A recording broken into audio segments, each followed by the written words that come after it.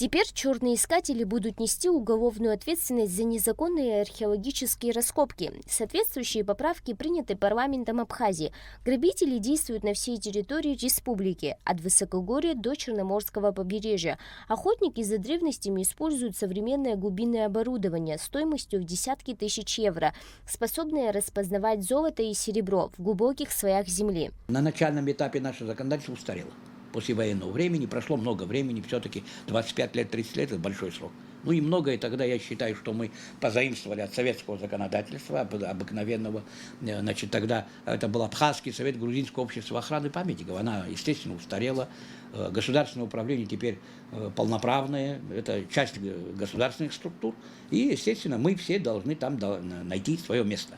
Историко-культурное наследие все относится. Языка, культуре, этнографии. У нас все специальности. Так что в массовом виде мы можем теперь заниматься. Исходя из этого, мы должны быть вовлечены. Вот в таком случае, конечно, вот эти все наши пробелы быстрее и с большой скоростью должны исправиться. Необходимо назначить смотрителей памятников, чтобы предотвратить деятельность черных искателей, говорит Сангуля. Особенно подвержены разграблению такие территории, как Цибильда, Акшимырда и Маркула.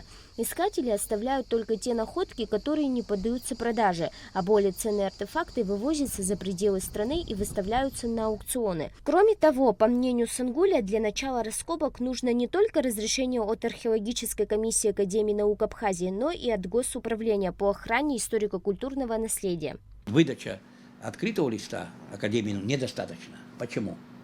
Он должен еще право разрешения от Госуправления на исследование такого памятника. Почему? Скажем, храм аварийный. Так?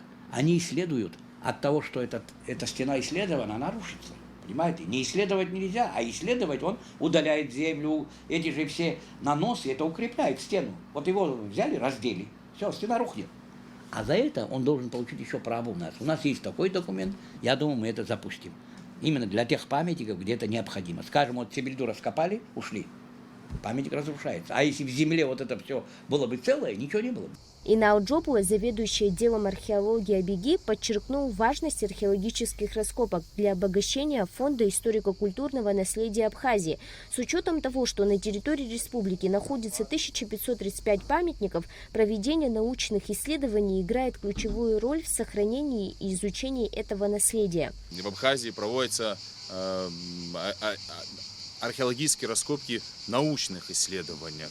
Вот они, может быть, и не столь масштабны, но они на регулярной основе, на эталонных памятниках наследия страны. И не только наследие страны, мирового наследия проводятся. Как вы знаете, сейчас вот начинаются и проводятся раскопки на таких памятниках, как там Балан, в Адзюбже, в Гюеносе раскопки, в окрестностях нового фона раскопки проводятся.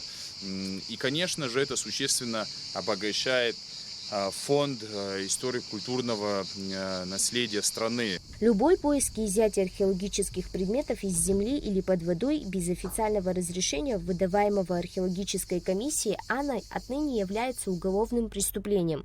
Милана Агарба, Заур Леев, Абхазское телевидение.